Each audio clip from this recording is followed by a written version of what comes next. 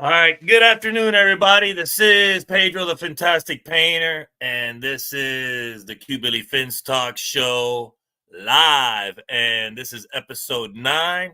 Let's bring in our co-host today. We got Tom O'Gara.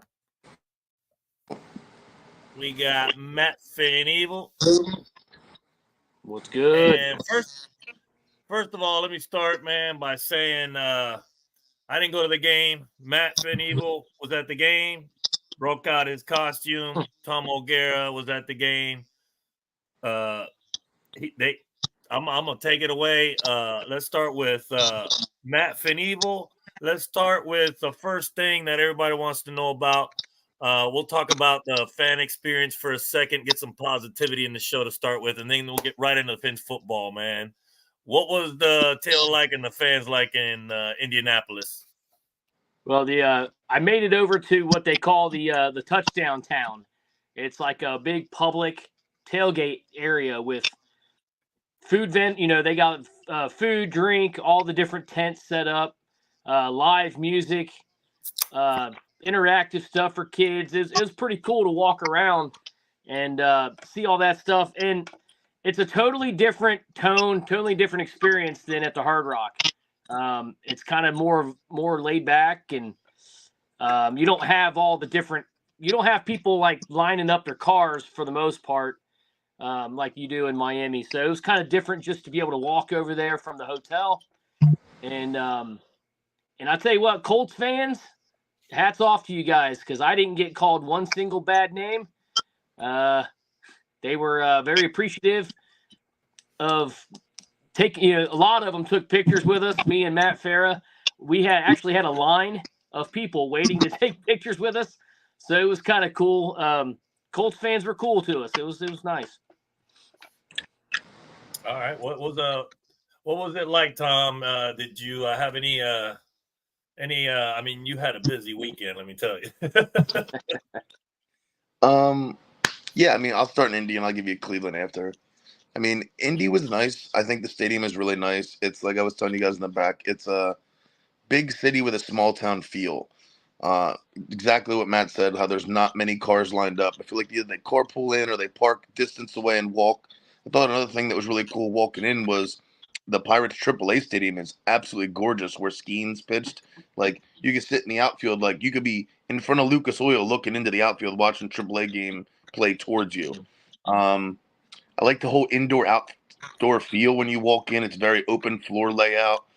Pays homage to Indy 500, Indy stock racing, different things that are popular for the Midwest. The roof is like half open, so you get that nice coming in. Um, I mean, they were pretty weak crowd wise. They're not very animated as much as we are, but they did get loud in key moments, of course. But yeah, I mean, we didn't end up doing the touchdown town. I kind of missed seeing Matt in uniform and other people like Bob, Chris, and Carol, and Allie, and all them. Did get to see everyone periodically throughout the trip, but we were over at Tavern on South with Ashley and Lou's tailgate thing, which was really nice. They did a great job the whole weekend trying to like make things work for everybody. So shout out to them. As they continue with their journey on doing their packages and whatnot, I'm sure it will get better and better. I mean, two great people. But Cleveland was cool, same thing. Got more hate in Cleveland as a Yankees fan than anything. But they were also very quiet. So they weren't very happy. And a lot of people that we went with weren't really happy with me either. But I'm going to hit it one more time. Start spreading the news. I'm leaving today. I want to be a part of it. New York, New York. All right, I'm done. Yeah, congrats, man. Congrats on making the World World Series, man. Series, That's for baby. sure. I just want to say, my college team right now, man. They ain't doing too bad either, man. They ain't I doing like too how you bad jump either. So balls. college playoffs, baby. Yep. You know, So and Nico's dog shit now? So Nico's dog shit because Cam Ward's good? What happened? oh, the Vols squeaked by and beat Bama. Yeah. So let's get into the Colts and Dolphins game. First of all, we got to talk about two things, and I'll let let's see. You want to take offense, Matt? Tom, you want to take defense? We'll talk about the offense first. I know Matt's got a lot of stuff to say about this offense, especially the last 2 weeks. I mean, unbelievable. I'll let you talk about that. Tom, you got defense. Defense is not too shabby right now. So, Matt, here comes the bad, and then good. Well, I'll start with the good because we talked about many times about how we need to run the ball. Without Tua in there, we need to run the ball. And now the last 2 weeks, we've run the ball for upwards of 380, 390 yards. So the running game has gotten going. Unfortunately, we just don't have a quarterback under center who can make just the basic throws to keep the chains moving. So at some point in time, run, you got to complete a pass at one point in time to move the sticks. We just don't have that. I was in section 429. I was corner end zone, but I had a great view of the all 22. And I think it was like the second play of the game or something where Hundley dropped back and Waddle is lined up in the seam to the left, or lined up in the slot to the left, and he runs a seam route right down the middle of the field, and he is wide open. And all Huntley has to do is pull the trigger, and he's probably gone 75 yards or whatever it would have been. But he tucks the ball, almost runs into a sack, gets away, and then has to throw it away to prevent getting sacked. So, like, the running game was working, but we just couldn't get anything going. And as I'm watching Tyler Huntley, the more and more I watch him, the more I think he's like gun shy. He's afraid to pull the trigger many times. And I'll go into more into this later as far as like Tyreek Hill, Jalen Waddle not getting the ball. They were open.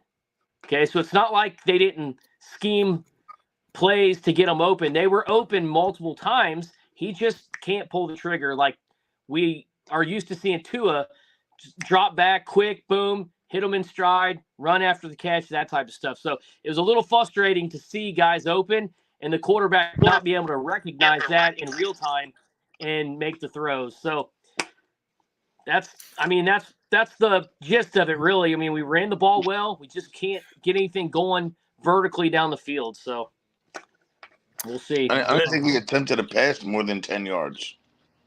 Right. Go ahead and talk about the offense too, Tom. I'm going to give my thoughts too after you go. Go ahead and give it a whirl. I mean, I liked that we ran. We've been banging the table for 40 runs. I liked that we got 40 runs. Just the choices of the personnel and when we're running was mind-boggling.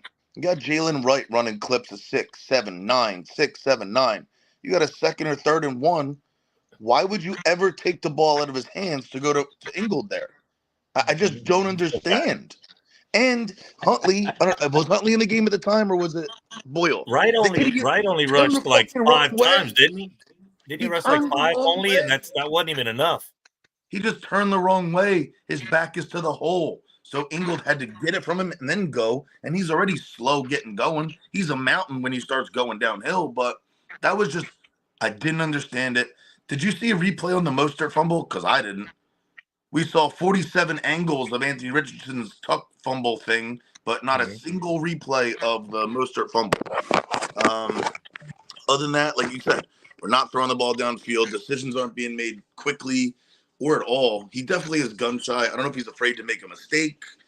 Even the play he got hurt on, it was unnecessary, like completely unnecessary. And then, Mike, what are you doing calling a timeout for the other team so they can kick a field goal? We should be up 10-0. If not 13, we don't have a fumble there. If not 16, we would have another fumble there.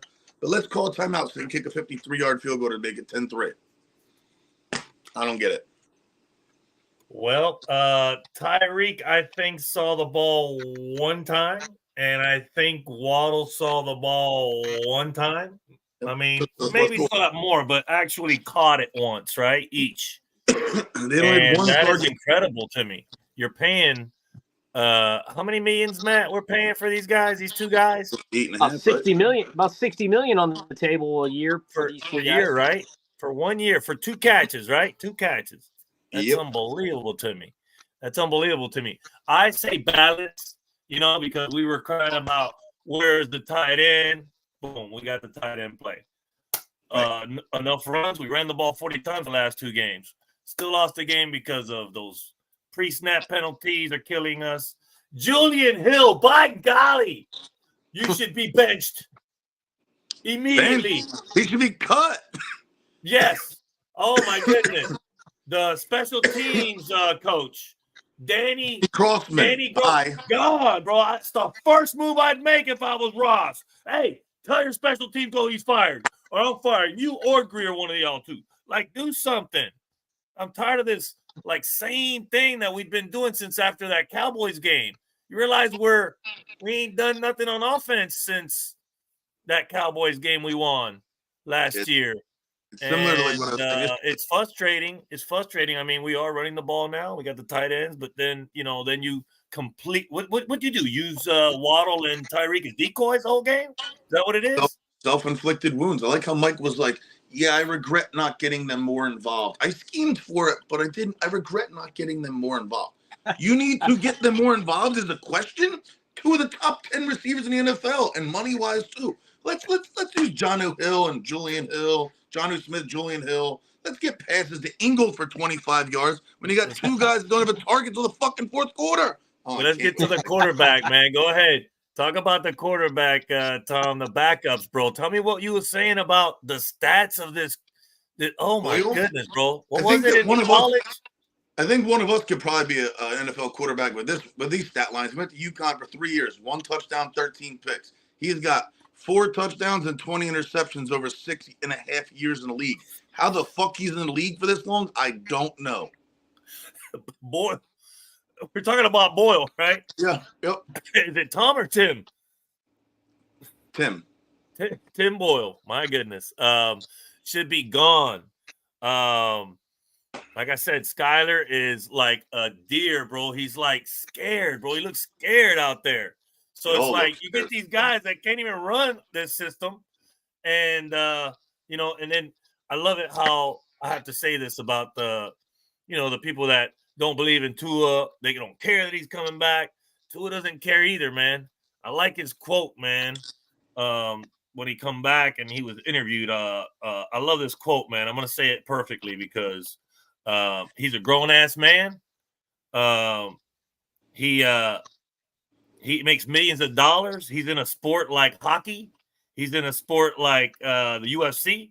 He's in a sport like boxing.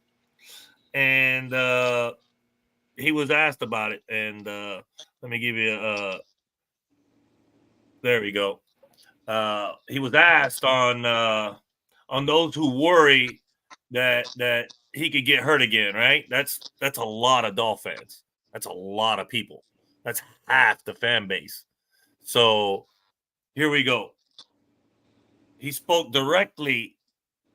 Tua spoke directly to those concerned about his health. For those people saying retire, the Dolphins should release you. First of all, we just signed Tua to a 4-year extension. That's the dumbest thing I ever heard in my life. You can't release a guy. You can't. Then you're gonna pay him $120 million. But he says, "I love this game and I love it to the death of me." That's it. And I quote. That's the quote right there. I love this game and I love it to the death of me. That's it. The only thing Tua needs to work on, because nobody's talking about his accuracy, and it's always the availability. You have to be available in the NFL because the NFL stands for not for long. Players come and go. Tua is going to be here for so long, then the next guy and the next guy and the next guy. If we're Tua-neers or we're called Tua-neers, fine. I support the quarterback under center no matter who it is. But how can you support a guy like Boyle? How can you support a guy like Skyler, man? Like, Tua's level of play is there, but we all know Tua can't beat the teams above 500, and he is so accurate, it's not even funny. Holy moly. We scored 70 points in one game last year. We ain't done that yet. I think we did. I think we hit 70 points. But it took how many games to do that? So I will stop and let Matt go. Talk to me about Tua's return and the maybe impact that people think he'll have or not have, and the pressure that is put on this man Get him the that fuck. no other quarterback has to go through. Well, I mean, my whole feeling on Tua is this. Just like you've mentioned, he's a grown man. He can make the decisions. There's a lot of people that say he should retire because he's had 3 concussions in 3 years. Well, guess what? Chris Olave, the receiver for the Saints, just suffered his 4th concussion in the same amount of time. And there's not one single media outlet out there pounding the table saying that Chris Olave should retire. So Taylor Rapp just had his 3rd. Yeah, there you go. So there is just something about Tua that the media is using to try to make an example of as far as the concussions go. And like even Michael Strahan on Good Morning America said that he should wear the Guardian cap, and all these guys are putting their 2 cents in. At the end of the day, it's his decision. Okay, he's the one that's going to have to live with any potential long-term effects that might come associated with this. And as far as on the field play, what kind of impact do I think he'll make coming back? Well, he hasn't played in a month, so it might not be pretty, so temper your expectations early in the game Sunday. But I will say this offense we've talked about is built around his skill set. So I anticipate Tyreek Hill, I anticipate Jalen Waddle to get heavily involved early. And obviously, they're not going to run the ball 40 times with Tua. They're just not.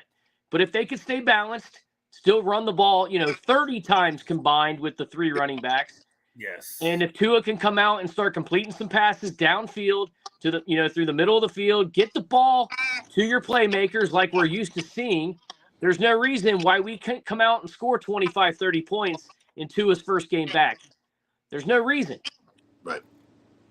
Wow. I agree. How we only scored 10 points is beyond me. 10. You had 2 weeks. You had 2 weeks to prepare for the Colts. We lost and to the a team. Colts have like the bottom 2 defense, the bottom 2 in pass defense.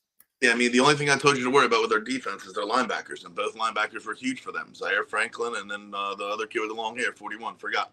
I mean, it is what it is. I think it's funny, though, everyone, Tua can't do this, Tua can't do that, and now all of a sudden, oh, well, he's going to do this and do that. Like, you can't have it both ways. You hated that he threw to spots. You hated that he threw wide receivers open with his eyes. You hated that, oh, well, they're dropping that too high safety. Yeah, because we're predictable and we don't run the ball with balance. If we have balance, every level of this offense opens up, like, immensely. Like, and its percentages jump from, like, 11% with too high safety when you don't run the ball effectively to, like, 80% when you were able to mix it up. It opens the middle. It opens downfield. It opens everywhere. If you can use the tight end and please, dear God, get Julian Hill off the field on those end arounds, you get long toss plays. You don't get these stupid illegal shifts. He dropped the first down, and then the very next play gets a fucking penalty. Like, get rid of him. I think he'll be fine. I think he said everything without saying it. And he's not happy with the decisions the organization made, and he's not happy with the pressure that the world put on him. None of us are in these rooms for the conversations with 6 different neurologists. 6! You have 400 million Facebook doctors talking about how wonderful they know all this shit, and they have not a single clue. Not one of them has seen a scan. Not one of them has seen anything. The Guardian cap decision is his own personal choice. Do you really think that this thin mesh is going to actually help him or not help him? The percentages are only like slightly better with it or without it. The helmet he's wearing is where the percentages go higher. They're saying 10%. 10% cushion, a little more. So minuscule at most. Right. He just needs to be smarter. And I think he knows that at this point that he can't play hero ball. And then this is what's going to happen. Hero ball, exactly. That's what the Big O was saying. We have 11 games left, and then it's like, okay, so if Tua comes out and goes 7-4 and they miss playoffs, it's all his fucking fault again, which is mind-numbing. Mind-numbing. Let's trade Tyreek Hill and eat $36 million in dead cap. Let's trade this one and eat more dead cap. Let's cut to it. You guys are just fucking talking ludicrous. Look, we're all upset about how the season's going. We're a good team on paper. We play with 0 heart and 0 adjustments in-game. And our coach just doesn't seem to know how to make changes to skill sets that you have. This is what you have. Make it work. If something's working, don't go away from it. It's not broken. Don't fix it. And we've talked about it before, and I think this is the thing that bugs me the most and bugs a lot of people the most is the lack of urgency to go out and get competent backup quarterback in the offseason. We've had 2.5 years of Skylar Thompson, and he's never figured it out. Skylar Thompson is not an NFL quarterback. I'm sorry to all you guys that think he's the greatest thing. He's not an NFL quarterback. Tim Boyle doubters should not be in the NFL. Skyler was better. And that's why we didn't get a back quarterback. Think about it. That's why we didn't get a back quarterback, because everyone was so confident, Mike included. He's had thousands of hours of tape and thousands of hours of practice, and he earned this opportunity. No, he earned his ass a plane ticket fucking back to Kansas State. Trash. I mean, look what, for example, look what happened in Pittsburgh this weekend. They were 4-2 with Justin Fields, okay? Right. But they felt like possibly their offense could be unlocked by getting Russell Wilson in there and maybe open up the passing game a little bit. And guess what? They scored 37 points this week with Russell Wilson. You know, they're not going to score 37 every week, but they have the ability. They have two quarterbacks that can win football games for them. So the point being is, I don't know if you saw the Las Vegas Raiders signed Desmond Ridder today. Mm-hmm. Okay. Desmond Ridder's not that great, but he's head and shoulders better than anybody that we have in-house right now. So, like, just an example of how there are guys out there that we could have brought in. We could have brought Huntley in 3 weeks prior to when we actually did, and he would have gave him a lot more time to learn the offense and get ready. Again, we're not being proactive. We're being reactive and waiting for Tua to get hurt to do anything of meaningful value.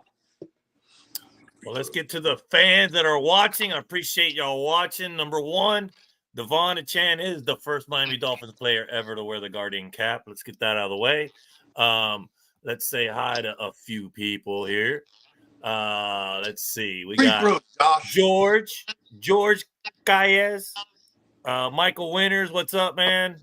Tyler Schmidt. Yeah, you're Knowles. Remember payback from 2 years, right? Of losing to the Knowles, right? Or 3 years in a row. Is it right? But you got 3 on us in a row? Bro, I ain't forgot that 45-3, bro, 2 years ago in my house. I'm telling you, bro, payback. It's about time. Sylvester Sampson fins up. Josh Partridge, what's up, guys? Fins up. Oh my God. David Gentle says 4. Kenny Pickett had 3 in his rookie year, concussions. Wesley Gray, man, he's always watching, man. Fins up. Appreciate you watching.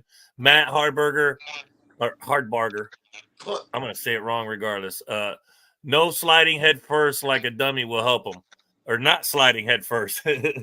We've been, bro, I can't get that song out of my head from the 69 Boys, you know? The Tootsie Roll song, you know? Just slide, baby, slide. Just slide, you know?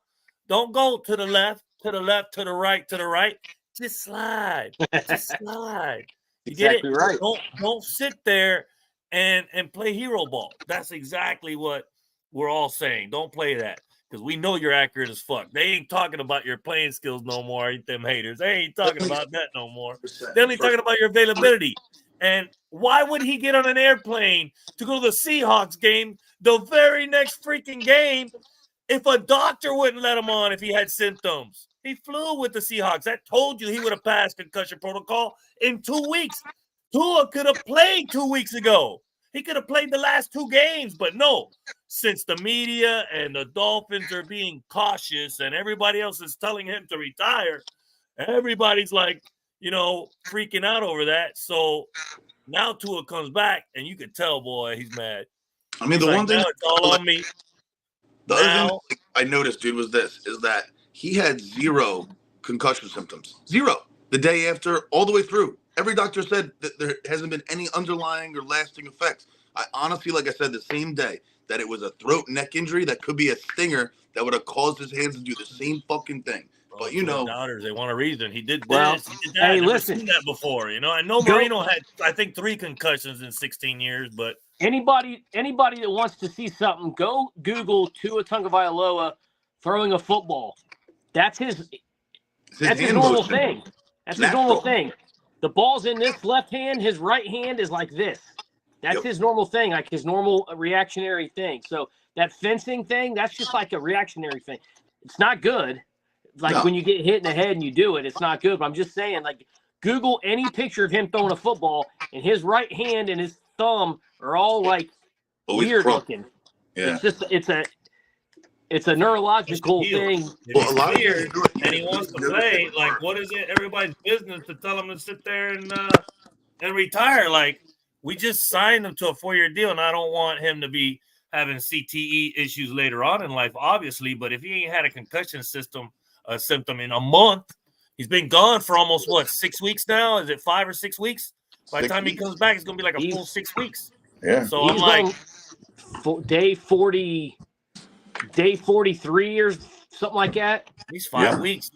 So, By but the time yes, he plays those, the media and everybody's always gonna be doing that. Tom just froze. But that's all right. But look, I like when Tua says that, man. When they ask him about the Guardian cap, he goes, "Nope." Simple as that. Nope. Personal choice. Personal choice. That's and right. it is And personal people are choice. like, "Oh man, you're gonna get a concussion now." I'm like, bro, why do people act like that? You know why there's Tua haters? Because they want to be like the kind of fan that says, "I told you so." You're gonna sit there and wait for years and years and years of sitting there being that negative Dolphin, which is up to you. That's fine. That's You know fine. what's funny though? I don't care who's under center. I'm gonna support my team, just like I support Skyler for crying out loud. That, but it went from my buddy, my choice to this, that, and the third. Now all of a sudden, when it's his choice, he's not allowed.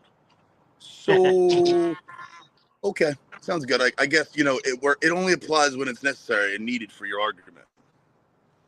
No. Last year we saw the potential of this team in their offense. We was number 1 in the NFL. Now let's talk about defense now.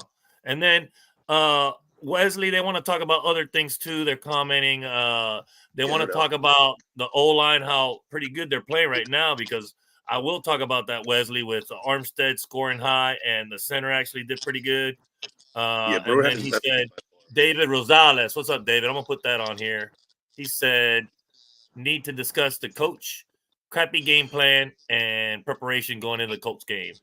And we can answer that right now. We'll start with Tom. Go ahead and talk about the coach and what the hell he's, issue is. Mike, I don't have much positive to say. I don't understand what he does. Weaver, however, has done some of the best game day and in-game adjustments that we have seen of any Dolphins coach over the last, 25 or 30 years.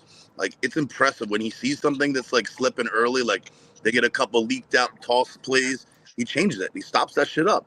They get a little, corner makes a mistake, safety makes a mistake. The next drive, that shit's locked down. Our defense has been great, keeping us in games, but how long can you possibly stay afloat with having a defense on the field every 4 plays or every 8 plays? And it's like 30 to 20, 30 to 18 every game. Like, they're just going to wear themselves out. But they keep us in it. Short of them scoring a touchdown and getting points, what are we supposed to do? We 154 yards per game passing our defense gives up. Number 1 in football. Right. And that's with injuries. That's not even like our whole defense. It's crazy. And but as good as our defense is playing, and they're giving our offense every chance to win the games, the only thing that bothers me about defense right now is we have 0 pass rush. We have 9 sacks the entire season. 9 sacks in 6 games. Yep. We were killing it last year too, boy. And a quarter of that is on IR. Phillips had 2.5. Like, it's crazy. Yeah. So you got 9 sacks overall. We only got 3 interceptions and maybe 1 or 2 fumble recoveries. So, like, we're not turning the ball over. This defense, as good as it's playing, has the next level. If we can start creating turnovers, we're getting a lot of pressures on the quarterback. We're just not getting home. Right. And it's frustrating because that's extending the offense, the opposing offense. Like, for example, Anthony Richardson, 10 of 24 passing. Like, Anthony Richardson was really bad in this game. And any Colts fan will tell you there was actually Joe Flacco chants going in the stadium at one point. Yep. They wanted Joe Flacco in that game. But that being said, Anthony Richardson drops back. He's under pressure.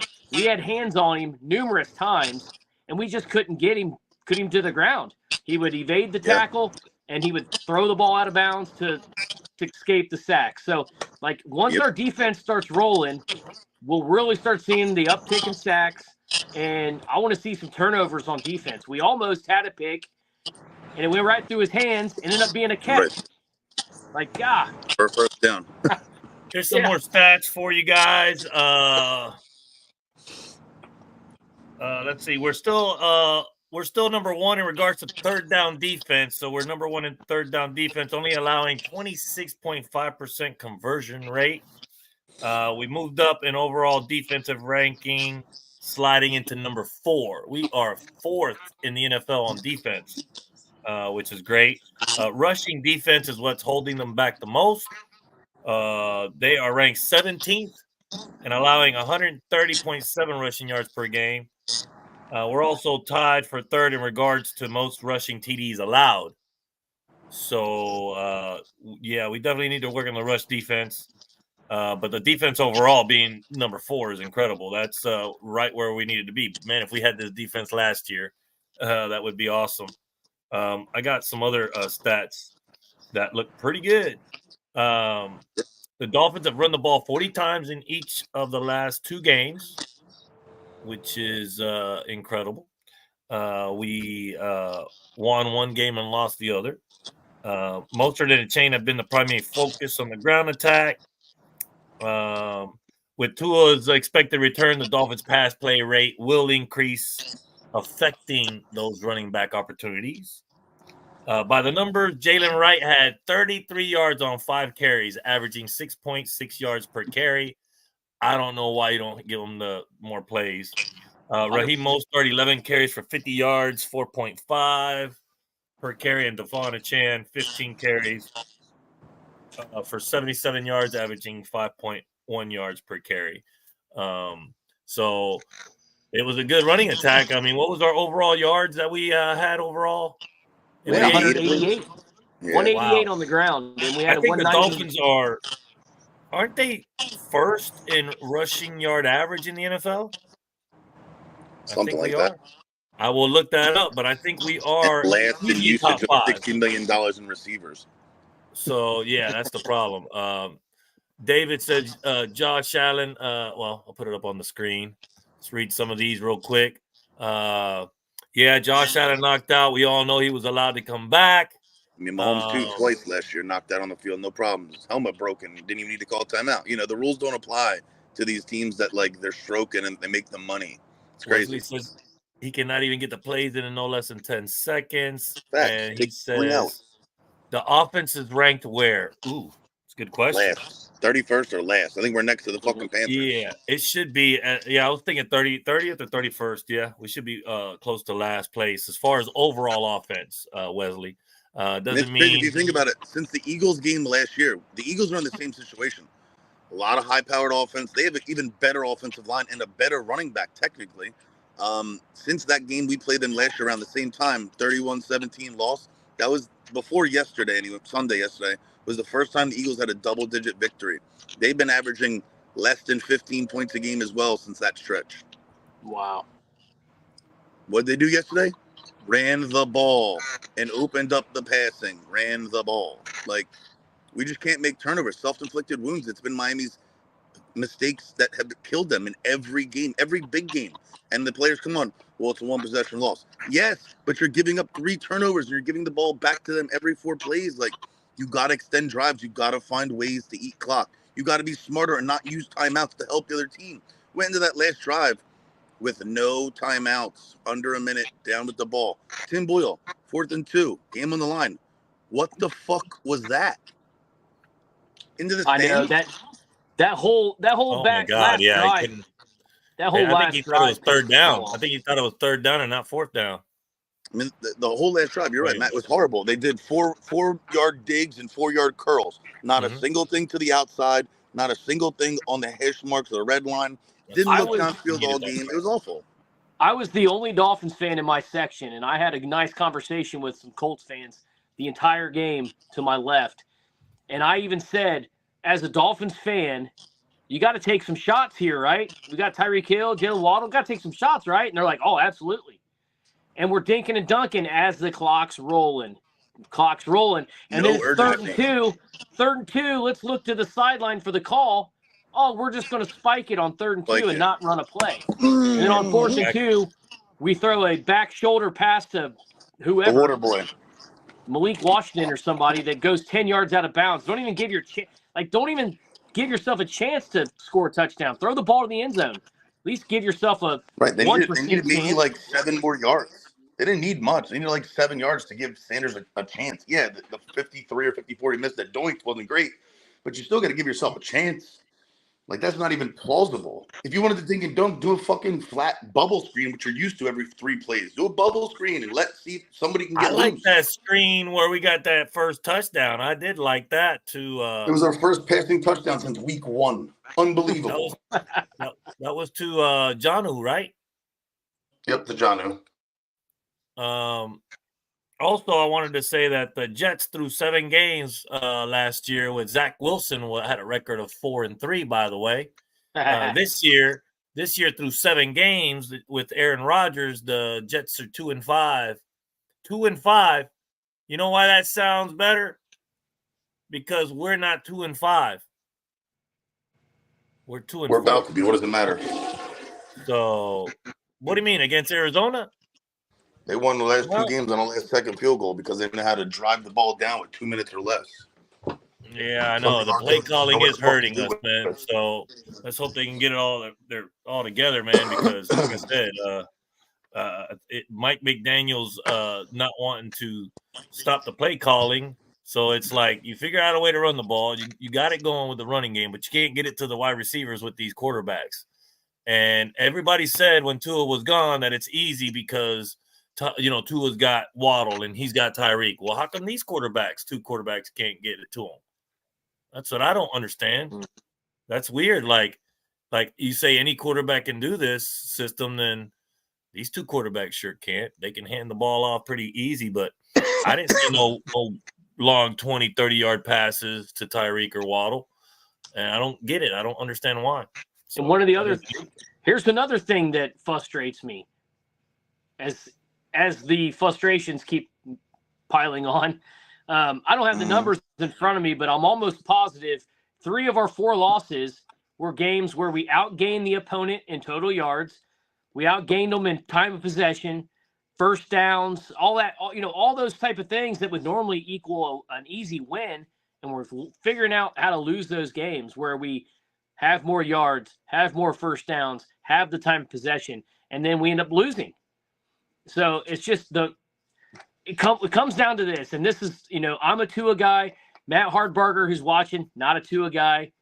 But here's the thing: I'm mad at Tua for putting himself in jeopardy when he didn't do it at all last year, and that's why he was available the entire season. He put himself in jeopardy unnecessarily, and I'm mad at him because of that. He's missed the last 4 games, and us fans have had to sit through this just dog shit offensive performance one after another. So as a fan who's going to be at the game this Sunday, we're assuming Tua is going to be activated. He's coming back. I'm actually really pumped up about seeing the offense.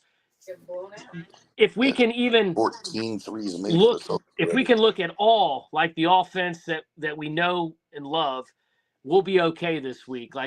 We just have to get the quarterback back and get him rolling again, and see if we can't win 7 of our last 11 games. This AFC's weird. 9-8 might get you in this year. Who knows? It might. Yeah, I mean, I think Mike will have I agree with this comment right here. So Brian Korn says McDaniel has 0 trust in Huntley. 0. The game plan was to run. I think Huntley threw the ball over 15 yards twice. 1 catch for Waddle and Hill each. Unacceptable. If Huntley can't throw the ball, why is he in there? Any third string in the NFL can pass the ball to those receivers. I was in the third row and saw Reek get free several times, but all we did was run. Again, I don't disagree with him, but I'll go back to what I said earlier. He's gun shy. He drops back. Either he's afraid to make a mistake, or he's not sure what he's seeing is actually there. And then his safety net is to take off running. And that's the type of quarterback he's always been. He did it in Baltimore, and he won some games there for him. But at the end of the day, when you have $60 million worth of receivers, we haven't even talked about Odell Beckham. He's been back the last 2 games, and he hasn't even showed up on the score on the ticker yet. So, we have guys out there to get the ball to. The quarterback's job is to distribute the ball. Steve Nash, distribute the ball. and he's just not trusting himself, and he's not pulling the trigger on these throws. That's something Tua will not do. He will trust himself. He knows when it's time to let it rip, and it doesn't always work, but it does more than it doesn't. So we can at least fall back on that. We got our first question, trivia question. We got enough people in here to answer. It's easy. It's either A, B, or C questions, or D, or true or false. We're going to use the Bible, the Finn's Trivia Bible right here. And I got my handy-dandy pen somewhere to mark it off. Oh, here it is. All right. Let's get a good one. Let's get a good one. Let's get a good one. Let's get a good one. All right. Let's see. I don't want no old school one, man. I don't want no old school one. Boy, this one's weird because I don't think it could be somebody else because this book, I don't know when it was made. Who is the only Dolphins player to ever score a defensive 2-point conversion? Is it A, Lloyd Mumford, B, Curtis Johnson, C, Jordan Phillips, or D, Walt Aikens? Now, there might have been 2 Dolphins now to do it since this book was made. I don't know. This book is probably 5-6 years old, but I mean, there's only 1 Dolphin to ever score a defensive 2-point conversion. I can't think of. Who is the tough. only If it's old school, Dolphins it's player one of to the ever first score a 2. defensive 2-point conversion? Lloyd Mumford, A, Curtis Johnson, B, Jordan Phillips, C, or D, Walt Aikens? I'm going to guess go Walt. with Aikens, honestly, but I think if I know, it's that's what the old I guys, was it's leaning Curtis. towards. Like it I'm better gonna not go be with Walt. All right, so here's the answer. We'll see if anybody else wants to answer. Wesley said Phillips, C. Yeah, man, I'm going to say Walt Aikens. All right, let's find out what the answer is. And question number 20, the answer is D, Walt Aikens. Hey. I wonder what game that was. Must have been a cool game. Well, That's what was that? way. What was he with us? Like 2017, 2018, 2019? Yeah, he was part of the Jeff Ireland group where he picked all the small school guys. 2017 to 2020, I think he was with us. 2021. I got a quickie, true or false. Both Super Bowl championship teams featured the same starting 5 offensive linemen in the Super Bowl. Both Super Bowl championship teams, which is the 72 and 73 Dolphins, by the way, featured the same starting 5 offensive linemen in the Super Bowl. True or false? True or false? Good guesses, guys.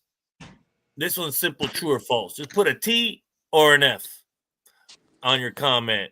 T or an F. Wesley's guessing false. It has to be one guy, right? It has to be one that switched out, right? Surely, right? One got hurt, right? Huh. Can't be true. That would be incredible if it was true. Holy moly. That would be badass. Here we go. Everybody's got their answers in. Look at that. Wesley says false. Everybody's saying false. Josh, Shane. All right. It better be false then. The tackle. Number 10. I got number 10 right here. Number 10. Oh, my God. It says true. Wow. Holy moly. We're all wrong. Keith, you're wrong. Shane, you're wrong. Josh, you're wrong. Make a Ryan, fucking stop. Push. That's crazy, man. How the hell are we all wrong? I mean, that's impressive. They don't make them like they used to. That's for damn sure. They don't make them, man. They all started both and Super won. Bowls in the Jesus offensive line. Christ. Go figure. I don't know what to say. I'm flabbergasted that this question got everybody. we can't leave it like that. I'll do one more because everybody's answering. Might as well keep going. One more question. All right, here we go. Who was Miami playing in 1973 when it set the franchise record with 9 sacks in a game? Which, by the way, is probably, broken. I'm sure we've had more than 9 sacks in a game. I don't know. But for this question, it says exactly the year and everything. Who was Miami playing in 1973 when it set the franchise record with 9 sacks in a game. 9 sacks in a game. I'm sure that's been broken by now, right? Surely we've had 10 or 11 sacks in a game, right? Not by this year's team. That's a lot of sacks, man. 9 sacks, boy. Maybe the Patriots. That's what we have. So all y'all season. ready? Y'all ready for the guesses? It's A, Kansas City Chiefs, B, Buffalo Bills, C, the Baltimore Colts, and D, the New England Patriots. All right. So Patriots. let me give y'all the answers again. Who was Miami playing in 1973 when it set the franchise record with 9 sacks in a game? Was it A, the Kansas City Chiefs, B, the Buffalo Bills, C, the Baltimore Colts, or D, the New England Patriots? Bro, didn't we beat Buffalo Bills 10 straight freaking times in the 70s? Almost 20. Or 20. Yeah, because we played them twice. That's right. Boy. So, bro, it's got to be the Bills, right? With 9 sacks. I think it's the Patriots, to be honest with you. Ooh, man. Ooh. I'm gonna say, damn, it could be the Patriots, bro. They probably sucked back then, but I wasn't even born in 73. Shit. I'm gonna stick with the Bills. Right up. I'm gonna say B.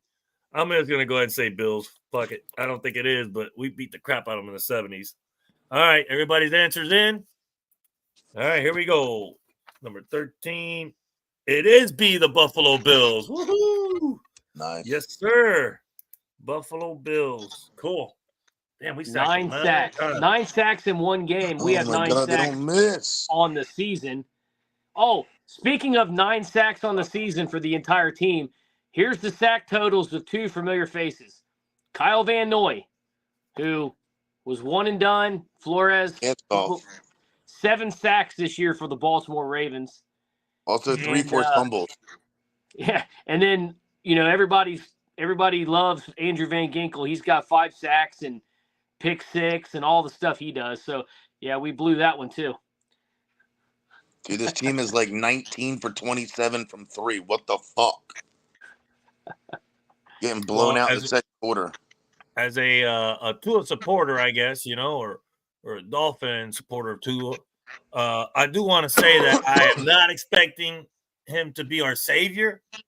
I'm only expecting him to helping us have a winning season, which means at least 9 wins. A losing season is below 500, which is 8-9, and a winning season, of course, is 9-8. So if he can go, what is it? He's got to go 8-3, 8-3, or he's got to go 9-4 at the worst. 7-4 would get us at 9-8. I looked at the remaining schedule. There you go. On the remaining schedule, being a eternal optimist that I am, I have us losing against Buffalo, losing against Green Bay, losing against Houston, and then splitting against the Jets, which would put us at 7-4, 9-8 on the season. So if we can, you got to beat the Rams, you got to beat the Raiders, New England, you got to beat. Hey, San Francisco's decimated right now, so you got to be able to beat them. You got to beat Cleveland. There's winnable games on the schedule, and we got our quarterback back. So it's time to see if we can get rolling here and start stringing together some wins. But it may have to wait a couple weeks because we're in Orchard Park the week after this one, and we know how Buffalo beats the shit out of us every time we play them. So maybe we'll start stringing wins after that game. First of all, Tua is not, like I said, he's not going to save the day, but he's going to help us score more than 10 freaking points. Yes. 10 we made it points. I actually surprisingly think that we beat them as because they just think that we're terrible and they're going to come in lackadaisical. But I do think that we end up losing versus Houston, Green Bay, and San Fran, but we win the rest. As crazy as that might sound right now, and as me being the Debbie Downer I am, for some reason I honestly think that they come out and they surprise just because, the NFL is good for that once in a while type shit. I hope so. I mean, it would be great, but it'd be our Super Bowl. We'd miss the playoffs. We'd beat the Bills. And interested in Cam Smith being took off. I think he's took off that list, right? He's back. He'll be right in this window. He'll be right back on it in 2 weeks anyway. So we'll come out for 2 plays, make a nice pass defense, run up field. All All right, so he didn't help much anyways, but he's a second rounder, and this is his last chance, right? If he doesn't come back and ball out the rest of the year, he's done, right? Where's Ethan Bonner? We heard all about how great Ethan Bonner is. Where the fuck is he? Right? Yeah, I mean, we've been seeing a lot of Storm Duck on the field. He's gone for a few weeks. And he's out. So you want to talk about maybe the this ballers time of the game? we'll see a little bit. Jonnu Smith scored the highest, a 91.2. Aaron Brewer, 89.7. Calais Campbell, 86.0. And Teron Armstead, 81.2. And Tyler Huntley had a 77.6. So, I mean, the O-line is doing great, man. Kudos to them. I mean, we're running the ball, so they doing well to me. It's just I can't believe we're not putting it together, and I think it deals with Mike McDaniels and the way he's coaching and his timeouts and the lack of discipline, because the penalties is what's pissing me off. Oh. And everybody says fire this or like this. Josh Taylor just said it right now. Chris Grier needs to be fired. Look, if this season goes from bad to worse and we get a top 5 pick, man, yeah, I mean, Ross will determine that at the end of the year. But for people to say, like, fire him now because they seen the Jets coach get fired, that's the first time in that owner's history that he's fired somebody mid-season. They try to wait till the end of the season. Like, they try to wait the season. Like, why you want to – what's firing Chris Grier going to do right now for us? Right now. What's that going to do? Chris Grier catching the ball? Is Chris Grier throwing the ball? What's that going to do if he fired? Like, why can't you fire him at the end of the year? Like, what is fired? Like, Mike McDaniel, we fire him right now. What's that going to do? That takes him the playbook away, and then we got this other OC that's going to probably take over, or the defensive coordinator, Anthony Weaver, takes over probably. He'll be the coach or something. It'll probably be Bevel because Bevel's got the name right. But you're saying you're going to start over is what you're saying when you fire the general manager and the coach. Let the season play out and see what the hell happens the rest of the season. They ain't even halfway over with yet. Not even halfway. But, the Jets had a right to fire their head coach because they got worse than what they were last year. I just said it right. I don't even know if that was the right call. Think about it. That's Aaron Rodgers. I don't have anything to do with it, bro. I have nothing to do with Aaron Rodgers, but your boy's in uniform a week later. Obviously, Salah's not the problem. Obviously, it's not Zach Wilson. Who is it? Oh, let me get my 2012 Super Bowl championship team back together. Yeah. We're going to call Jordy Nelson soon because he called Randall Cobb out of retirement last year. Hey, Aaron, it doesn't work, bro. That's it. Well, Josh Taylor said that if you fire Grier now, you can look for a better person. Okay. Who's available right now? The answer. But here's my manager. There's like these great general managers sitting out there waiting to be hired right now. Really? Here's my answer on Chris Grier. Okay, Chris Grier. He's done some good things. He's done. He's made some bonehead decisions. We know that. We've got worse, Josh Taylor. We got worse, Josh Taylor, because we don't have a quarterback. We got worse, and we got 2 games because we had Tyler Huntley out there, man. He just joined the team, 3 weeks ago? A month ago? We had Skyler this whole time. What'd he do? He didn't do nothing. That's all Mike. That's all Grier. Right now. That's all Mike. You can't blame Grier for Mike's playbook being impossible to learn. Well, yeah, that's true. He didn't simplify it, and then Grier for not getting a better, backup. What year did Chris Grier join the organization? 2000.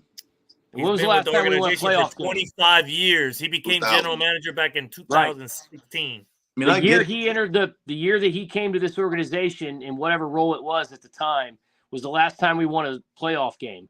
So my point being, sometimes you have to sacrifice a live chicken. Ask Pedro Serrano. You have to sacrifice a live chicken. If this season goes down the tank, whether Chris Grier's fault or not, I think it might actually be beneficial to move on to to use the term sacrifice the life. Taylor's chicken. Ready, boy. He's ready to fire him right now, boy. He's like fire Chris Grier right now. I get it. Like you said, every GM makes some good calls and some bad calls. He's made some really good ones. He's made some questionable ones. Josh, what happens how much if input wins? How much input does he get though? What happens if they make the playoffs? Right? Well, we've had 9 head coaches. How much input is he getting in? GM's job is to get what the coach wants. He got what Flores wanted. It didn't work. He got what Joe Philbin wanted. It didn't work. He got what Dave Wannstetter wanted at the end. It didn't work. Like Soprano, he's got flaws, but at the same time, he's also not the one telling Huntley to not throw the ball. He's also not the one changing game plans and schemes. He's giving the keys to McDaniel. McDaniel's dropping the ball a lot. They're both at fault. The marriage is there with McDaniel, Hill, Waddle, and Tua. They wanted that. You got it. You asked me for this. You asked me for a high price cornerback. You got it in Jalen Ramsey. You asked me for a high price end in Chubb. You got it. Needs to sell the team too. I mean, that man will open the checkbook. He wants to win, bro. Start over again. All right, so 20 years from now, we'll still be talking how we don't have a fucking playoff win. Right? It's hard to start over every time, man. This rebuild is already in year number, 6, 7? Since 2019, I think we started the rebuild, Matt? 2019, right? 2019 was the teardown. Yeah. Oh, so 2020 started the first year. And then that was the first year that we went out and started getting some guys and, Armstead, Tua. Right. Jackson. Igabahogany. Fuck you, defense, Flores. Wait. Josh says defense is atrocious. Josh, we just said we have the number 4 overall ranked defense. That is not the definition of atrocious. We got defense. The number one pass saving grace. We got the number 1 pass defense. We have the number 1 third down defense. These one possession losses would be double not correct when it comes to defense. And they're not even healthy, and they're still putting it together. Mm-hmm. And he also said you worry about the O-line. I'm not worried about the O-line. They are holding. They're doing a great job right now, just like they did last year. They did a good job last year too. Bro. I think run game was on point last year. It's on point this year. It's just like I said, it's getting it together and these penalties, and it's hard to comprehend that you're rushing over 150 yards and you're not putting points. I mean, 10 points, man. It's still just we were averaging 30, almost over 30 points a game last year, right? For the number 1 offense in the NFL was we were averaging 35 points a game. Yep, it was up there. I mean, if you go look at the amount of time to throw Tyler Huntley's had. I mean, they're giving him 3 seconds to throw on a consistent basis. And like I said, goes back get rid of it. Can't make a decision. Goes back, he can't throw. He just can't diagnose and make a decision. 31 points against the Titans. No kidding, bro. Same problem he had in Baltimore with a better offensive line. That's why he ran. He was more decisive and he ran. He took off, he ran. He's not taking off and going 3 yards and then coming back and then going back. And then when he finally decides to go, the O-line's pushing all the guys upfield and he's getting hit behind. 2-yard loss, 1-yard gain, 0-yard gain, useless. So it's official now that Dolphins quarterback will practice on Wednesday. Just like you said, Tom, you've been saying the whole thing the whole time. Just like I said, I've been saying this the whole time while Dolphin fans are like, he ain't coming back this year. And I'm like, bro, he's coming back week 8. I said that freaking a week after he got concussed, during the right after that Seattle game. I was like, he's coming back week 8. Yeah, we thought he needed. I thought he was going to come back right after the bye, but since they put him on IR, then we were like, okay, that gives him an extra week because Tua, he would have come back in 2 weeks if they would have let him. The Dolphins are just overdoing things with Tua because the whole media and just everybody on him because they're not talking about everybody else that's getting concussed. It's always Tua. The minute he gets a concussion, oh my God. I think what Tua said himself. He said, I'll give you a quote real quick. Tua was talking about the quote he was saying about how people always put it in that category with his concussions from 2 years ago. So they always go back to that concussion he had at Cincinnati, And he said something similar to what a lot of us have been saying it. That, everyone keeps saying, well, he's now more prone to concussions. Well, the doctors aren't saying that. And the only thing that the doctors can't definitively determine, just like anybody at this point, we just see it with CTE, is that there's gray area, that none of the effects are attributed to right in the moment. They could come down the road, but there's not any more likely that he's going to be concussed than anybody else. It's about the way that it happens, the angle, weird angle. Think about it. He's trying to play hero ball, thinking not to side, not to slide, and then goes into a forearm, hits him in the throat. That's not how it's been happening before. He's been getting smacked and throwing whiplash and his head hitting the fucking ground. It's just happenstance the way these things happen. You can get, I like how he also said, you can get hurt and killed on the way to work. Drive it in. Yeah, right here. How much risk do we take when we get up in the morning and drive to work? You can get in a car accident. Everything takes risk. Yeah. But like I said, it's crazy, man. How, like I said, it's just the Tua doubters, they have their reasons to be Tua doubters, but to just wait and say I told you so, that like it's almost like they're like wanting him to get hurt, but they're not, because he just got hurt, but now he's coming back. So their plan didn't work. So then they're like, they have to come up with something else, like Skyler's better. That didn't work out. Huntley's gonna do better. Well, that didn't work out. So what did we say, Matt? It was when it comes to damn Tua, they always gonna put move the the goalpost sticks back. Yeah, right?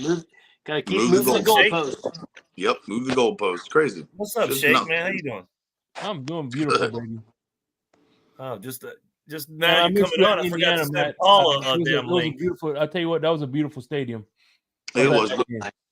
Oh, you was at the game? Yeah. Nice. Well, tell us about the game. What you saw during the tailgate. What you saw that was interesting, and what you didn't think was interesting. It was beautiful weather. I can tell you that, man. But no, obviously, man. Look, I'm not being a homer. I think the Dolphins tailgates are way better because this is in like downtown. It's not really much place to tailgate. You know what I mean? It's there's not much room. It's like there's not too many places to tailgate, so a lot of people were going inside. You know what I mean? But one thing I did notice, like 25%, 30% Dolphin fans. There was Dolphin fans all around me where I was. Cool. And the game itself, what bummed you out, it was man? Like 70-30, 75-25. It was pretty good turnout. You saw a lot of aqua orange everywhere. Oh yeah. You saw a lot of running, man. And you know what? The fans were classy. They weren't shit talking. Maybe one or two, maybe here and there, but for the most part, there were a lot of the fans were classy. You know what I mean? Yeah, definitely. You got Ty saying what's up to you, Shake Money. What's up, Ty? What's going on, brother? What's good, Ty? There you go. He's on here, and let's see. Josh Taylor's on it today, boy. He's wanting to talk today. So he said, I pulled for Tua and was on his side until this season, and even before he was hurt, he played like shit. I mean, I can't deny it. And all we're saying is we want Tua. I mean, I know you're mad, Josh, but he just signed a 4-year extension. We cannot just say, here, we're going to release you and pay you $120 million. This is not going to happen, We're stuck with him. We're stuck. It's like the same situation with Deshaun Watson. What, they got another year? And the fans chanting. Let's talk about that for a sec. Holy moly. 3 more years, bro. I'm not that much of an asshole. I don't know about y'all, or I ain't going to sit there and chant for that man. What happened to him when they were chanting, like they were going WWE on that man. They were chanting the WWE. You deserve it. That's what they kept saying. Yeah. Oh my God! I was sitting there and I had to ask my friend. I thought it was fake. I thought somebody was pumping in the sound to the video. I called my friend. He goes, "No, man, that's exactly the way that chant went." I was there, and I was like, "No way! Like that is cruel, man. You guys are bad, man. I don't care what Deshaun Watson's personal life is and all that, what he did and all that, but he's never been remember, more than half our fan base wanted him. More than half the fan base wanted that piece of shit. Yup, and now they're gonna turn around and that's the way we'd act too. Half the fan base would be so mad. I mean, just thank God that we didn't jump on that and do what Flores wanted to do, man, because that is crazy what they did. And Stephen Ross, don't forget Stephen Ross wanted that too. Yeah, he just that is the biggest freaking worst deal in any sport. Is that the worst deal in any sport? Like no, I can see the worst. Like, there's some bad deals out there that's worse. Like they be paying out big money in soccer, man. It's not just the $230 million. It's the 3 first-round picks they spent too. That's why I think it's the worst overall acquisition. And look, how many wins has it accumulated under Deshaun Watson? What about the Russell Wilson deal? They freaking they terminated his contract and they gave a lot for him too. In Denver. I mean, at least he won some games. That was more. But that wasn't contract until. The Russell Wilson thing wasn't even justified. Like, he was actually putting up decent numbers in Denver. When they benched him, that was more of a team. Sean Payton didn't want him. That's where it came down to. Sean Payton wanted to see what we got. Fuck it, we'll pay to get rid of him. Yeah, but he got Matt Hack fired. Deshaun Watson hasn't done shit ever. He went to the playoffs, 2 years in a row, did nothing in them. Mm-hmm. Deshaun hasn't done anything to justify a $250 million guaranteed deal with 27 cases of diddling on the side and then 6 more. Think about it. They were hoping They were hoping that these new 6 allegations would go to an NFL investigation and not settle, because then they can get out of the guaranteed money somehow. They all settled outside of court. And the next week, this happens with the Achilles, and you deserve that chance from the fans. They're tired. That's crazy though, man, to sit there and tear your ligament, and he's being carded out. He burst. That shit the way he was ruptured carded bad. out, and the fans are just brutal, man. Like, I don't know, man. I don't know, man. If that was me though, I don't know, man. That's pretty bad, bro, to be like that's like people want Tua to freaking get concussed again, bro, just so they can get rid of him, bro. You're a freaking asshole if you're like that. You're a piece of shit. I'm sorry. I'm gonna tell you that to your face, bro. You're a piece of shit, man. I want to beat you fair and square. That's why we play sports. Jameis said it right. I want to beat Brady. Right. I don't want to beat his backup. Him or not. You like him or not, Jameis said it right. That man gave everything he could for the last 3-4 years. You know, if it wasn't going well, it wasn't going well. All the shit in his personal life, he still came out there and tried to do whatever. I mean, you never want to see anything like that happen to anybody, regardless of the situation. I don't know, man. I ain't cheering for that man. I mean, he's out with Achilles. He's still got what he's got left in that contract. Next year, that's it. They're done. No, he's got. You know that reminded me of. That reminded me of when Michael Irvin got hurt in the Cowboys game in Philadelphia. How the fans were killing him, bro. That's a good call. Well, he's a dead cap. He's a cap hit next year. $79.2 million and $79.2 next year. After that, think about it. They opened up his deal this year. They had 3 years left at like $210 million to split over the 3 years, and they gave him a signing bonus of $47 million to make it 45, 79, and 79. Wow. So they're in cap hell for at least 2 years minimum or 3 more. It might be 3, but I'm thinking 2 minimum. But they would have to do a situation with Russell Wilson and buy him out and eat the $149 million over 2 years, basically add some dummy years to it, and hope to God they hit on some quarterback at some point.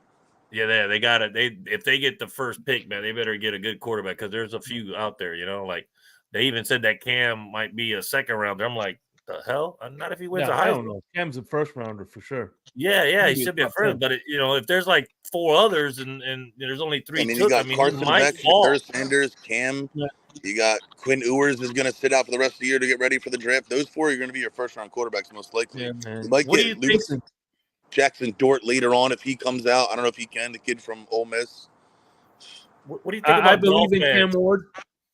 Look, you know me. I'm a Kane hater, and I believe in Cam Ward. But at the end of the day, if we draft, let's say for sake, they whoever what team drafts him, if they don't have an offensive line like the Canes have, not gonna work. That's right. If he's put with the Dolphins, it ain't gonna work because of the offensive line. He's got plenty of time. I mean, we're not back there. He had like 10 seconds back there because they only rushed 4, and I was like, dang. We're not one player away. That's the issue. Like, all day. The fans get caught up in the hype, and they're like, the fans get caught up in the hype, especially being local fans, the same stadium. We're not one player away. We're not. As much as you say, oh, well, Tua sucks this and the third, now he's going to come see the season. We're not one player away. We're multiple layers of problems. And it all starts with Mike going to get his shit together. And the picks working out too, like, I didn't like the Cam Smith pick. I didn't like the Igbinahi pick. I didn't like a lot of these picks from Chris Greer. And then he always goes, and how the hell we were one of the youngest teams last year, and one of the oldest. We added 4 guys. Like, what's up with 4 guys over 30, bro. Think about it. Khalil Campbell's 38. Now do your averages. 38 Campbell, 32 Poyer, 32 Beckham. Those 3 guys alone takes your 26, 27-year average up the middle of the 30s. Sucks to say about Braxton Berrios. We got to talk about his injury. He's done for the year. Braxton Berrios did tear his ACL. He's done. We signed Hunter Renfrow. I mean, I've been asking for Hunter Renfrow since the summer, just like Justin Simmons. But Justin Simmons isn't only thriving; he's almost an All-Pro perennial again with Atlanta. What do you think of the Dolphins that are saying tank for Cam? We're not one player away. As simple as that. Tanking's for losers, man. Don't have that mindset. We're not tanking for anybody. Like, that's just loser mentality, man. I don't like it. You know what? 8 games and we're picked 15 in the middle, then so be it, right? Yeah. It's not where you pick; it's who you pick. Because at the end of the day, the Kansas City Chiefs didn't tank to get Patrick Mahomes. They just moved up. Well, and look at them.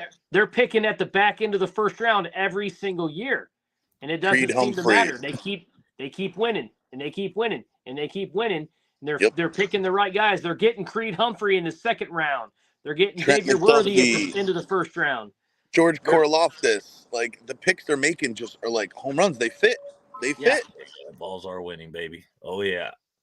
Josh is right, man. His balls are winning. Let's see. Josh Taylor says wasted money. I think we was talking about something.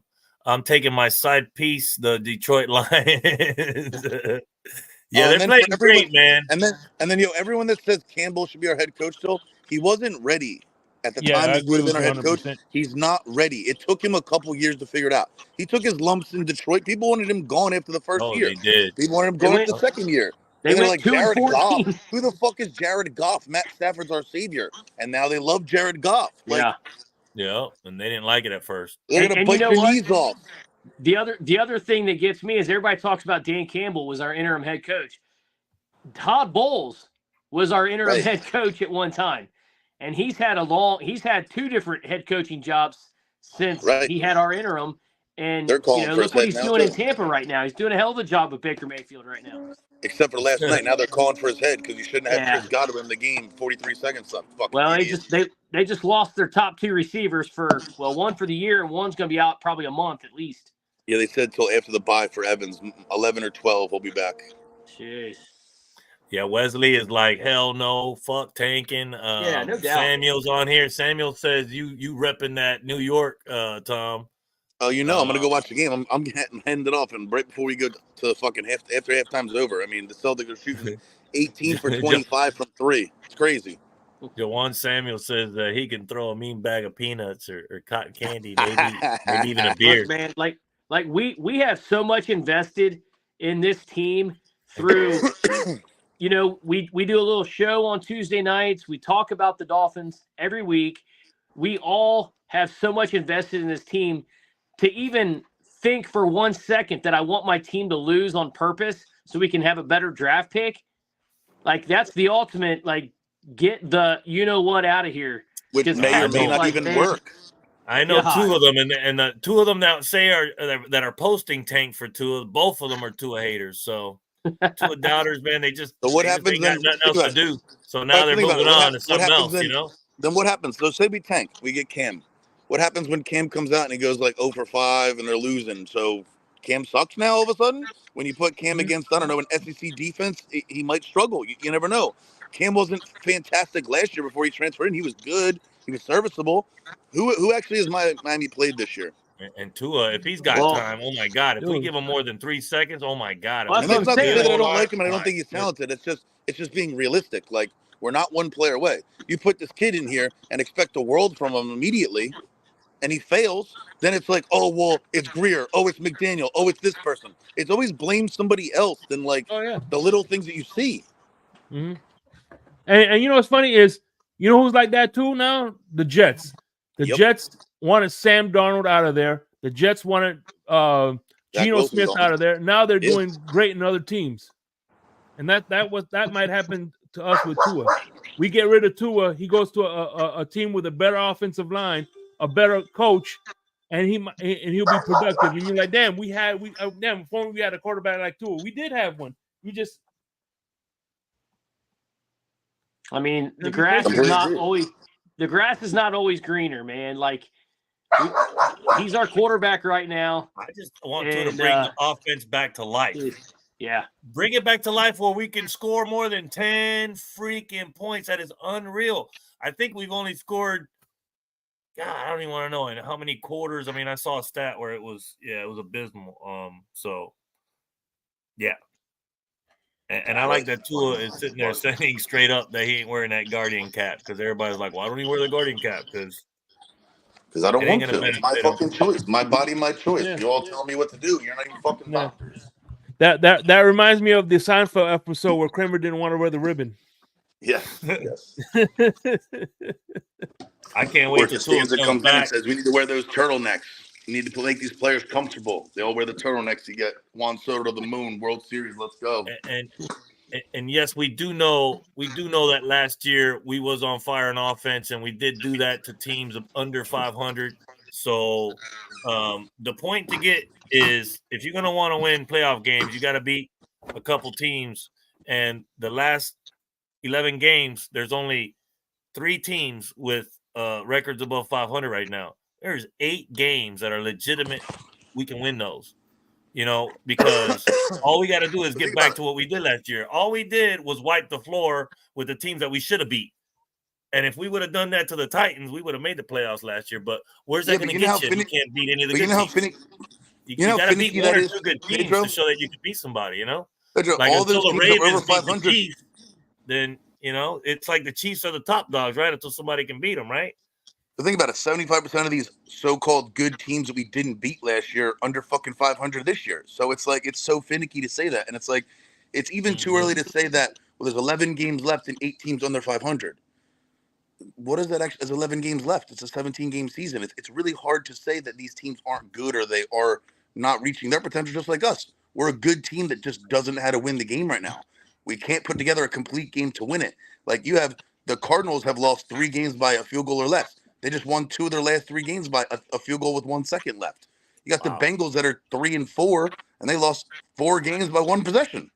Like, it's hard to say that right now. You know what I mean? Wow. Every Dolphins player I've bought a jersey has been traded. Don't get a jersey, man. Unless, I love my Christian Wilkins jersey, man. And Wilkins ain't unless here. You get a legend. Unless you get one of the GOATs right here, baby. Yeah. I got a Barrios jersey, and he's gone after this year. Like, we're not re-signing Barrios, I mean, he's done, Even if he comes back from his ACL, he's only got a 1-year contract. What the fuck? Charge! We got we only got 10 minutes left, man. So basically, what I want to do is by the way, predict the Arizona game real quick. And this is the only player jersey I have.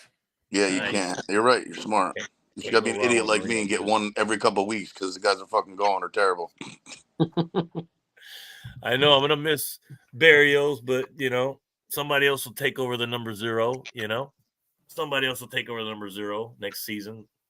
But the game coming up against the Arizona Cardinals will be another close one, and I don't think anybody won this week a Finn's prize pack because every single person guessed that the Dolphins would beat the Colts. I can't believe nobody wants to say that Arizona's going to beat them. You're going to win a Finn's prize pack just coming on the Tennessee Fantastic Dolphins, the Tennessee club page, and just guessing against the Dolphins. You'll probably win. So I'm going to keep saying that the Dolphins are going to win to Arizona, and it's going to be Tua playing. So we are going to score more than 20 points. I believe the score will be 27-21. We beat them good, and we beat the Cardinals. And it's at home, and it's fan club weekend, and we always play well at fan club weekend. And have you lost the last 2 years going to fan club weekend, Matt? You haven't lost yet, have you? I didn't go last year, but the year before that, 2022, was the week after the Cincinnati game. So Skylar Thompson started the game against Minnesota, and we lost that game. But we lost that game. All right. Well, but the year before that was Houston, and we won that game. Squeaked it out with Jacoby Brissett. Yeah, we were up 30-0 and took a foot off the gas. Remember? Right. Mm-hmm. Yeah, I'm gonna be at that game. Game. The Houston game? Yeah, for 2021, I think we won like 16 to 21. 10. Sorry, Yeah. I was thinking 22. Jawan Samuel says 26-16 Dolphins over Cardinals. That's good. What you got? I can't see if you can see. 27-17. Oh, wow. Look at that. 27-17. Is just 1 point. He just went 1 point less than you. 26-16. That's funny. You say 23-13. Hopefully. Who the hell knows? 13. All right. Shake money. We better win this game. If this ain't a must-win game, man, I don't know what is. Miami wins. I would say 27-17. So we're gonna score 20 points then. So we're gonna get our 2-3 touchdowns, man. Let's hope Tyreek is back to catching a bomb and Hey, I just traded for Tyreek today. I lost Brandon Ayuk and Chris Godwin over the weekend, so I just traded for Tyreek Hill today. I got him for a discount. So let's hope he starts. Well, I have him, and I lost Godwin. It hasn't been pretty. I have Waddle in another league. It hasn't been pretty. Yeah. Right. I'm glad we got other teams to keep us busy. We got basketball season's back, hockey's back, and yeah, I mean Tom's enjoying the Knicks game. I'm we're not gonna. enjoying it, but at least they're back. Oh well, you're playing the champs, man. I mean, they're 21 for 33 from shooting from three in the early stages of the third quarter. They're shooting 62% from three. Holy crap! Damn, that's pretty good. Shit. Yeah, Knicks are Anyways, 4 for 19. I am.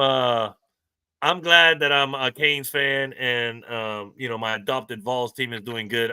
I think they're on a collision course. We'll see how that works out, but I hope they're in a different bracket when it comes to the playoffs because I don't want them to see each other early. I want them to see each other in the championship game. That would be badass. But there's a lot of other good teams out there. OJ McDuffie's team, Penn State's good. Iowa is it Iowa? Iowa State's undefeated. It's Iowa, right? State, I think. Indiana's pretty good too. Indiana. People are going crazy for Indiana. We were there. They're like ranked in the top 15 now. They blew out. Money. How's your Gators doing, man? Not too good, huh? They're getting better. I think. We won 4 games. That's all right. I think you guys are going to get ranked now. Honestly, they won like 4 of the last 5. I can't remember a year where the Canes and Vols beat the freaking Gators in the same year. And the Vols actually beat the Gators and Bama. When is the last time the Vols ever beat the Gators, Bama, and Georgia in the same season? I don't think it's been done in 20 years. Mm-hmm. So they got a shot because all they got to do is get through Georgia. So I don't know. They play this week. Oh my God! Mikhail made it 3. Holy shit! I know. I want to watch basketball too, but my Heat don't play tomorrow. You know? Hey, by the way, on a side note, February, I'm taking my wife to Dollywood. Oh, nice. Oh yeah, you're coming up to Smoky Mountains. There you go, Pigeon Forge. Make sure you catch a dinner show. Those are great. They got a pirate dinner show. They got a lumberjack dinner show and Dolly Parton's Dixie Stampede. Bro, they bring you a whole freaking hen, the whole damn chicken. and bro, they'll fill you up. And they're great shows. And of course, the Alpine coasters. There's like 5 of them up there, man. Love the Alpine coasters. They're so much fun. There's so much to do. It's the number 1 tourist spot in the state of Tennessee is Pigeon Forge and Gatlinburg. And make sure you go to Anakeesta at the top of Gatlinburg. It has the world's longest standing bridge. Where is Graceland is in Tennessee too, right? Graceland. Graceland is in that Memphis or Nashville? Is that's Memphis, right? Where's Graceland at? It's Memphis, right? Yeah. Memphis, Tennessee. My mom's been twice. I've never been. I want to go because me and my wife got married by Elvis, so I'm like, might as well. Nice, man. How was that, anyways? You went to Vegas, right? Yeah. You got married by Elvis. I've never been to Vegas, man. I would love to go to Vegas. I think that's the only thing on my bucket list. Christ, Vegas. no foul. So I would love. Oh, and Niagara when I go see the Buffalo Bills. I want to see Niagara Falls too when I go see or go to whenever I decide to go to Buffalo. But next year I'm going to the Carolina Panthers. It's real close by. My sister lives in Charlotte, so hey, cheap, man. Just buy a ticket, stay with your sister. Hey, no plane. And then we play the Atlanta Falcons as well, which is only 3-hour drive from Knoxville, 3.5. So they're right there. So thank God I don't have to pay for like hotels and plane flights or nothing. I'm lucky. I'm like, I can afford it. So I don't know which Miami game I'll do next year, but definitely those 2 road games. Hold on, wait a minute. That's when we benched Cam Newton, right? With the Pats? Mm-hmm. No, we benched Cam Newton. Well, the game was that in Miami or was that in Tennessee? That was the game we benched Cam Newton. That was Flores' last year. Look, George, everybody saying Memphis. they're commenting along with us, people. And then Ty Bet says Vegas is everything, and Vegas is lit. I prefer old Vegas though over the Strip. Hey, I want to see everything. I want to see the old Strip, the new Strip, everything when I go. But man, I appreciate y'all coming on the show, man. Sure. It's 2 minutes till 9. What the fuck? We got through this show. Tom is gonna watch his New York Knicks probably lose. We call it New York Knicks. Bro, tell me how this isn't a charge. Oh wow, that's definitely a charge. They call that? It's called New York. How is that not a fucking offensive foul? They get whatever they want. Yeah. Holy moly. It's called New York Knicks induced Tourette syndrome. Oh, I know. Trust me. We I haven't can't won wait since to play the '73 either, bro. But this team's got better promise than the fucking Dolphins. I'll tell you that. Hey, my Heat got better promise than the damn Dolphins. They always making the playoffs, man. You know. Well, guys, I fly out on Thursday. We get there Thursday afternoon. Anybody's going to be down there? Hope to see you. Oh yeah. I'll be there. I'll be down there. Be I won't be looking for down the Oh. guy with the motorcycle helmet on in the jumpsuit. Are you gonna be in And, East 22? Do what? Are you gonna be in East 22? Oh yeah. Yeah, I'll be down there. All right, I'll look for you, man. I'll be down there. I'll be walking all around, but that's where we'll be hanging out mostly. All right, Oh, that's right. You get to go on a little mini vacation again, man. Good for you, man. Yeah, it's gonna be a good time. We got Friday night. We got a little bowling thing with Maria's. Maria's got a little bowling There you get together. Saturday we'll be probably going to Bow Campers. You gonna show out. You gonna show out, man. I already know you, man. I already know Not you. with I ain't not with playing house you. shoes I and a ain't house never ball. playing you. I ain't never playing you in bowling. Nope. Not with a plastic house ball. I can't bowl. You could be my partner, man. We can hustle some people. So, I know all you right, can guys. bowl. I'll check back in next Tuesday. I'll give you a lowdown at the Rock. Right? I'm gonna go take a shower, man. I still got paint on my hands. I'll be back down for Christmas versus Niners. I'll be at Green Bay. Later, so Shake. if there, I'll see y'all there. All right, guys. guys.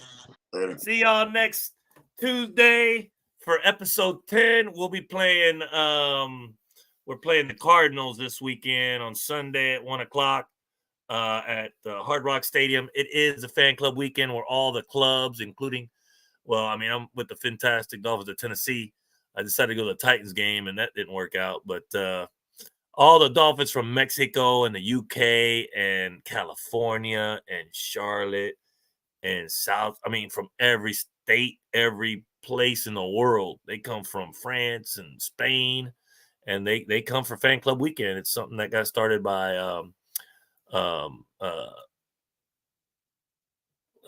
Mark Angelo, and he's a fan of the year for the Dolphins. And hope everybody has a safe trip down there, and I hope the Dolphins win because there's still a chance. I'm never gonna stop or be one of those that we're done, the season's over with, man, until we're mathematically eliminated, which is like, having an 8-9 record. You got 9 losses, you're done. You got 8 losses and you got 9 wins. There's a possibility you might squeak in as a wild card this season.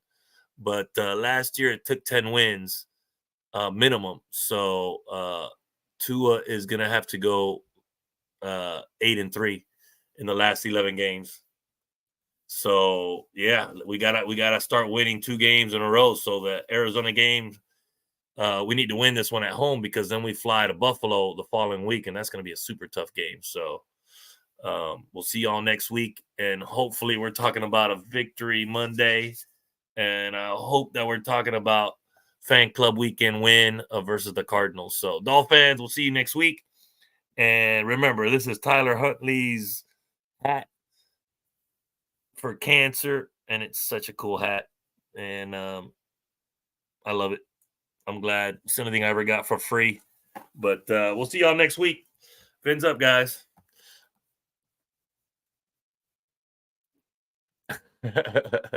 Fins up. I gotta say in stream. There we go.